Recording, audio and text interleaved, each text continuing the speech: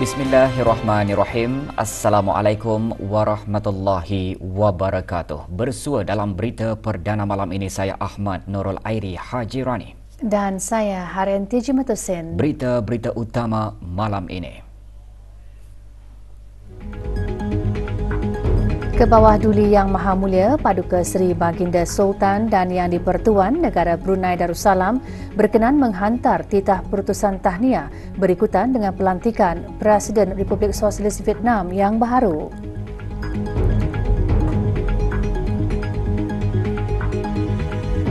Duli Yang Teramat Mulia Paduka Seri Pengiran Muda Mahkota bersabda menekankan keberhasilan usaha melestarikan budaya mengaji Al-Quran dalam institusi keluarga amatlah strategik untuk menjadikan ajaran Islam dan Al-Quran sebagai utap bagi memelihara keharmonian negara dan ummah.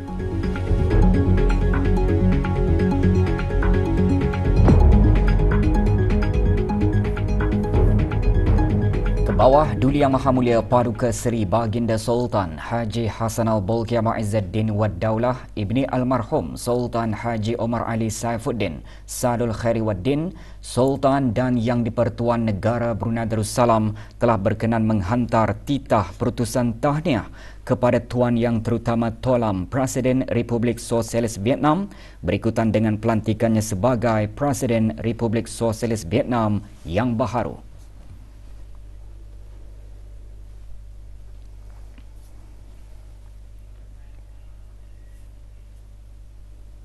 Keberangkatan negara ke bawah Duli Yang Maha Mulia ke Republik Demokratik Timur Leste mencerminkan komitmen kedua-dua negara untuk meneruskan kerjasama bagi mempertahankan kepentingan bersama.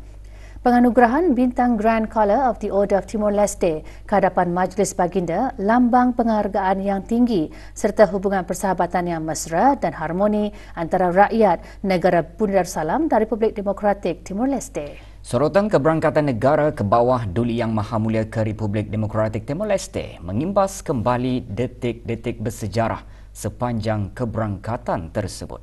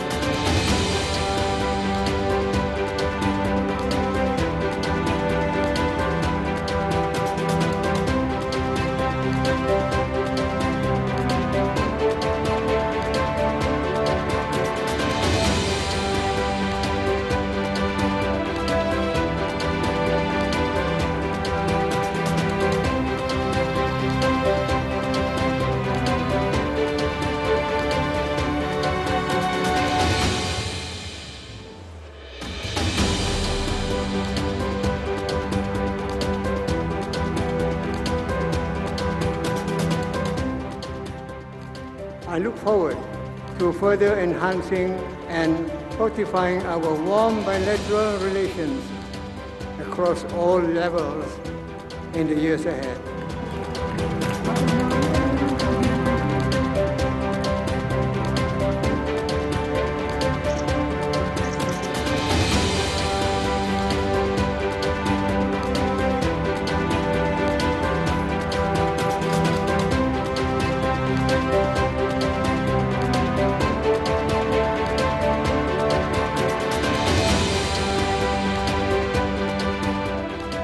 Timor-Leste's accession to the World Trade Organization early this year is not just a significant milestone, but a testament to your nation's resilience and determination.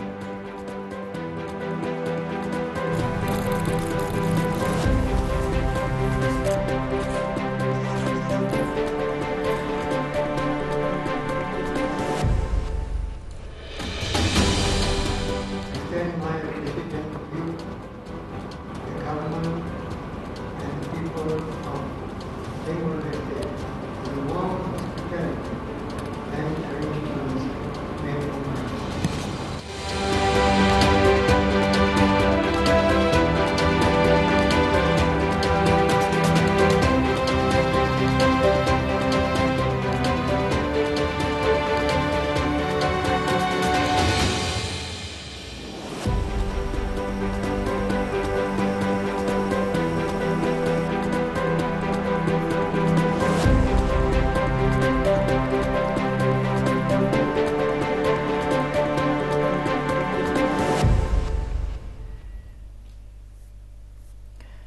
Duli Yang Teramat Mulia Paduka Seri Pengiran Muda Mahkota Pengiran Muda Haji Al-Muhtadibillah Ibni Kebawah Duli Yang Maha Mulia Paduka Seri Baginda Sultan Haji Hassanal Bolkiah Muizzuddin Wad Daulah Menteri Kanan di Jabatan Perdana Menteri bersabda menekankan kelangsungan dan keberhasilan usaha melestarikan amalan dan budaya mengaji Al-Quran dalam institusi keluarga amatlah strategik kepada usaha senegara untuk menjadikan ajaran suci Islam dan Al-Quran sebagai utap bagi memperkukuh perpaduan keluarga dan masyarakat serta memelihara keharmonian negara dan ummah berpaksikan falsafah negara Melayu Islam Beraja. Duli Yang Teramat Mulia bersabda demikian pada majlis perasmian Musabaqah Membaca Al-Quran bahagian dewasa peringkat akhir kebangsaan tahun 1445 Hijrah 2024 Masihi. Majlis berlangsung di Pusat Persidangan Antarabangsa Berakas. Semalam keberangkatan Duli Yang Teramat Mulia dijunjung oleh Yang Berhormat bin Perdana Khatib Datuk Paduka Seri Setia Ustaz Haji Badaruddin bin Pengarah Datuk Paduka Haji Osman, Menteri Halwa Ugama selaku pengerusi jawatan kuasa tertinggi Musabaqah.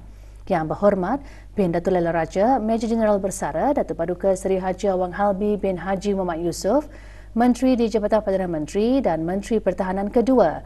Yang Berhormat Datuk Seri Setia Dr. Awang Haji Abdul Manaf bin Haji Matusin, Menteri Sumber-Sumber Utama dan Pelancongan dan Ahli-Ahli Jawatan Kuasa Tertinggi Musabaqah. Marhaban bi usratil amiril amin. Berangkat sama Paduka Adinda Duli Yang Teramat Mulia, Duli Yang Teramat Mulia Paduka Seri Pengiran Muda Abdul Malik. Alhamdulillahirrabbilalamin. Bacaan surah Al-Fatihah dipimpin oleh Yang Berhormat Pihak Rangkaian Paduka Seri Utama Datuk Paduka Seri Setia Haji Awang Salim bin Haji Besar. Siratal ladzina an'amta 'alaihim ghairil maghdubi 'alaihim waladdallin. Menteri Hal Ehwal Ugama dalam sembah alu-aluannya antara lain menyentuh kepentingan membaca dan mendengar ayat-ayat Al-Quran yang semakin giat dilaksanakan melalui program At-Tadabbur. Dan munasabah.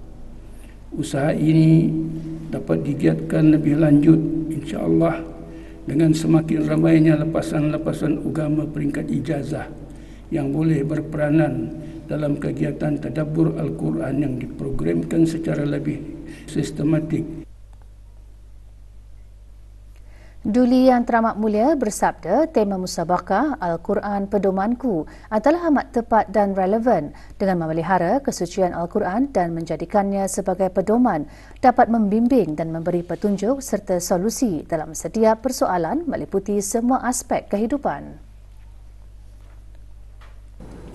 Alhamdulillah di zaman yang penuh liku dan cabaran masa kini, saya gembira dan tertarik mengenai kesinambungan usaha berbagai pihak berkepentingan dalam memantap dan mengukuhkan pendidikan agama demi membentuk peribadi dan jati diri pelajar yang berakhlak mulia. Keberhasilannya adalah menjurus kepada melahirkan masyarakat beriman dan bertakwa yang sentiasa berpegang teguh kepada pedoman daripada Al-Quran dan As-Sunnah. Program literasi termasuk pengajian ilmiah yang mendaulatkan kesucian Al-Quran yang diterapkan bermula dari peringkat pendidikan rendah hingga ke institusi pengajian tinggi ternyata telah membuahkan hasil, khususnya dalam melahirkan generasi pencinta Al-Quran di kalangan masyarakat Islam di negara ini.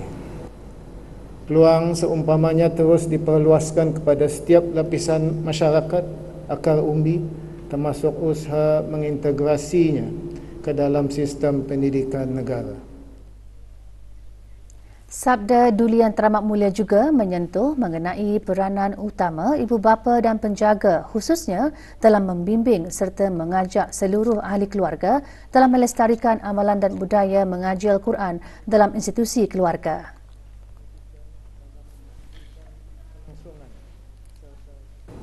Berkat kesinambungan usaha negara yang konsisten dalam memartabat dan mengagungkan kesucian Al-Quran, kita memohon kehadrat Allah Subhanahu Wa Taala agar mengurniakan hidayah dan petunjuk untuk sentiasa membimbing para pemimpin dan seluruh ahli masyarakat dalam menebarkan amalan dan nilai-nilai murni Islam dengan petunjuk Al-Quran.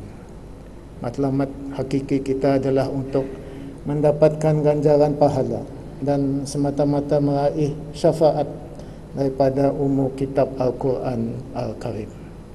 Akhirnya, dengan lafaz kalimah agung Bismillahirrahmanirrahim, selawat serta salam ke atas junjungan besar kita Nabi Muhammad sallallahu alaihi wasallam, saya sukacita merasmikan musabakah membaca Al-Quran bahagian dewasa peringkat akhir kebangsaan di tahun 1445 Hijriah. 6 peserta memperdengarkan bacaan pada malam pertama. Mereka ialah Haji Awang Muhammad Fikri bin Haji Awang Matusin, Dayangku Fauziah Nadirah binti Pengarah Haji Jofri, Awangku Adi Nazri bin Pengarah Haji Jofri, Dr. Haji Siti Wardah binti Meja Bersara Haji Abdul Rahman, Awang Haji Nasro Fakri bin Haji Yahya dan Dayang Amal Nazirah binti Haji Asmat.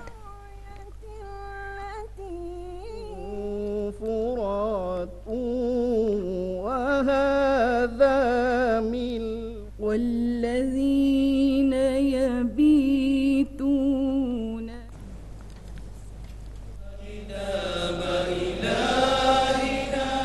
6 peserta lagi akan memperdengarkan bacaan pada malam ini.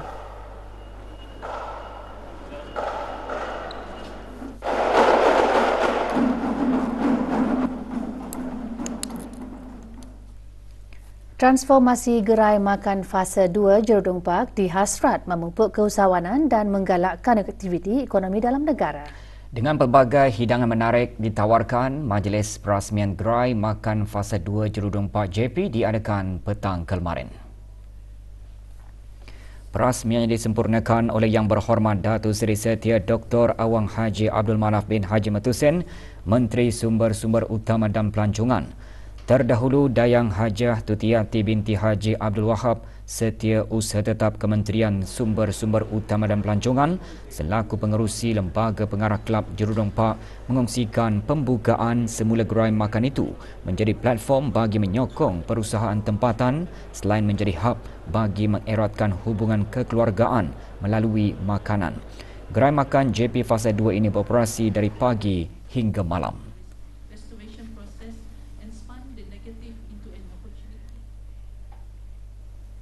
Kedutaan Republik Korea di negara Brunei Darussalam pagi tadi mengadakan program kuis mengenai Korea di Brunei 2024. Program berlangsung di Universiti Brunei Darussalam UBD.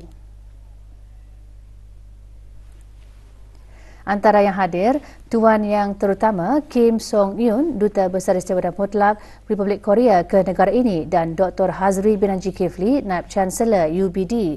Kuis mengenai Korea merupakan program kuis global yang dianjurkan bersama oleh KBS, Stesen Penyiaran Awam Korea dan Kementerian Luar Republik Korea. Further, through the participating in today's quiz. Lastly, and once again, Pesta Pantun Melayu Brunei yang berlangsung selama 2 hari melabuhkan tirainya petang tadi dengan majlis penutupan di Balai Sarmayuda Dewan Bahasa dan Pustaka Beragas. Penyampaian hadiah cenderamata dan sijil seterusnya penutupan Pesta Pantun Melayu Brunei disempurnakan oleh Yang Berhormat Dayang Hajah Rosmawati binti Haji Abdul Momin, Ahli Majlis Mesyuarat Negara. Antara pengisian majlis penutupan bual bicara pantun. Media sosial Brunei Darussalam pada tahun 2000 setakat dengan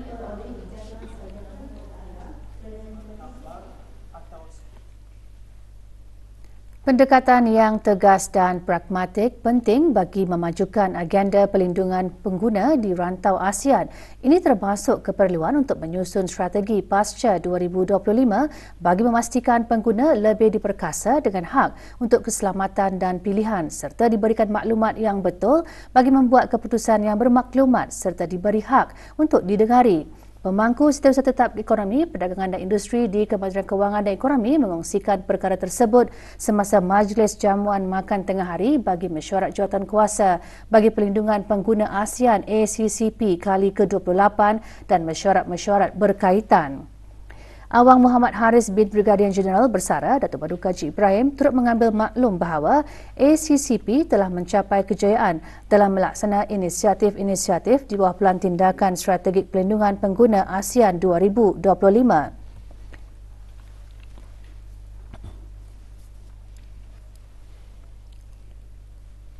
Bagi menghargai usaha dan meraihkan kejayaan para pelajar cemerlang dalam peperiksaan awam tahun 2023, Mahat Islam Brunei mengadakan Majlis Haflat At-Takharuj dan penyampaian hadiah pelajar terbaik dan cemerlang.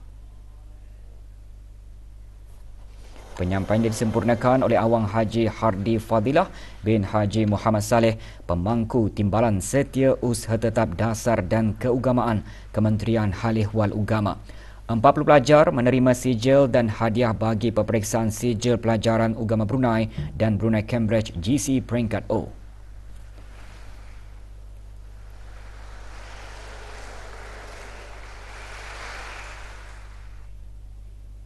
Sambutan ulang tahun Angkatan Bersenjata di Raja Brunei ABDB ke-63 petang tadi diadakan majlis penyerohan poster sambutan di bangunan pancaragam ABDB Bolkiah Garrison. 300 keping poster terbitan Unit Perhubungan Awam Kementerian Pertahanan diserahkan kepada wakil-wakil dari kementerian-kementerian, jabatan-jabatan kerajaan dan wakil-wakil dari unit-unit ABDB oleh Kolonel Muhammad Water bin Abdullah Awad selaku pengerusi jawatankuasa sambutan. Sambutan tahun akan diadakan pada hari Sabtu 1 Jun 2024 di Penanjung Garrison. Seterusnya, wakil-wakil daripada Kementerian Kewangan dan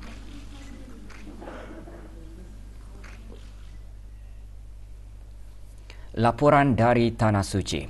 Kementerian Haji dan Umrah Arab Saudi mengadakan satu sesi perjumpaan dengan pejabat-pejabat urusan jemaah haji secara peringkat-peringkat bagi membincangkan persiapan awal yang perlu dilaksanakan sebelum ketibaan jemaah haji ke Arab Saudi, iaitu khusus mengenai urusan memasukkan pre-arrival data jemaah haji ke dalam sistem e-Hajj.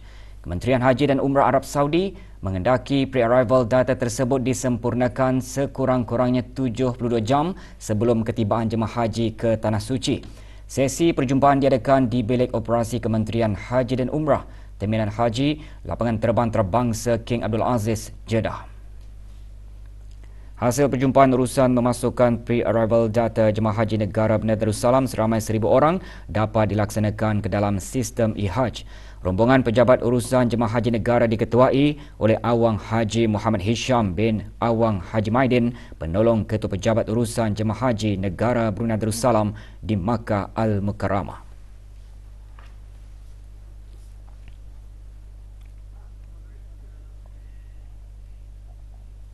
Selepas selesai melaksanakan perundingan dan perbincangan berkaitan hal ehwal jemaah haji di Kota Jeddah, rombongan pejabat urusan jemaah haji pentadbiran dan perubatan kini berada di Kota Madinah Al-Munawwarah bagi pengurusan seterusnya sebelum ketibaan rombongan jemaah haji negara yang dijadual bermula esok.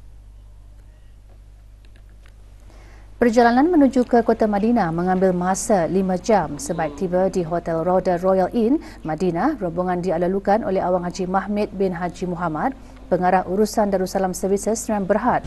Hotel Rauda Royal Inn akan menjadi pusat bagi pejabat urusan jemaah haji pentadbiran dan perubatan, termasuk kemudahan penyediaan klinik kesihatan bagi bakal jemaah haji negara.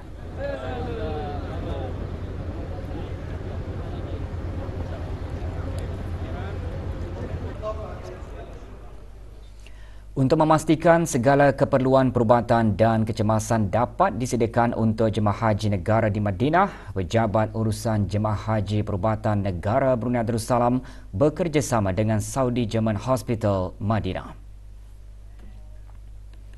Jalinan kerjasama ini mencakupi kesediaan hospital berkenaan memberikan khidmat perubatan kepada jemaah haji negara termasuk perkhidmatan kecemasan jika diperlukan. Hospital tersebut merupakan satu-satunya hospital tertiary swasta di Madinah yang menawarkan pelbagai kepakaran termasuk renal, strok dan jantung. Rombongan yang diketuai oleh Dr. Haji Muhammad Attailah bin Haji Abdullah, Ketua Pejabat Urusan Jemaah Haji Perubatan, turut dibawa melawat hospital berkenaan. Sepanjang berada di Tanah Suci, perkhidmatan perubatan haji negara akan berkhidmat pada setiap masa bagi memeduli kesihatan dan kesejahteraan jemaah haji negara.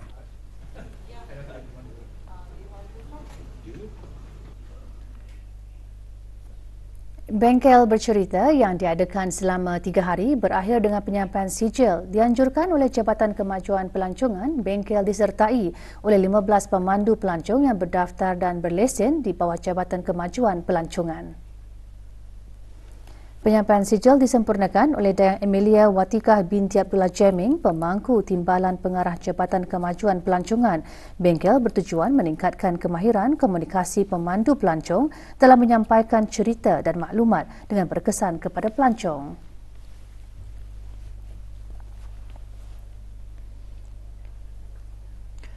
Lapan kumpulan terdiri daripada peringkat sekolah menengah, pusat tingkatan 6 dan institusi pengajian tinggi menyertai aktiviti Mari Berbalas Pantun di Balai Sarmayuda Dewan Bahasa dan Pustaka Berakas pagi tadi. Hadir Hajah Dayang Hairani binti Haji Awang Damit, pemangku pengarah Dewan Bahasa dan Pustaka. Kegiatan Mari Berbalas Pantun dilaksanakan sebagai medium untuk meningkatkan minat dalam kalangan generasi muda mengenal dan menguasai seni berpantun.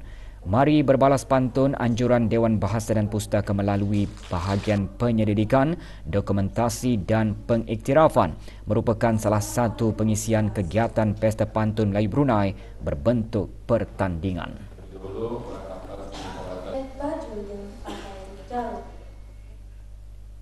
Sementara itu, Dewan Bahasa dan Pustaka melalui bahagian penyelidikan, dokumentasi dan pengiktirafan mengadakan pelbagai kegiatan mengenai pantun sempena Pesta Pantun Melayu Brunei.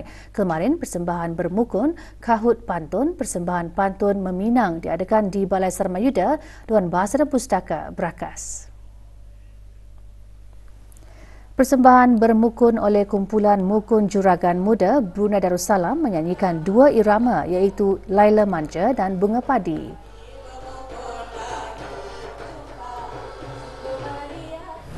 Tujuan kami untuk memilih irama Atu dengan pantunnya Atu supaya kami bagi semangat lagi ya belia-belia supaya diorang ada rasa macam kan mau ikut mukun ni macam tu.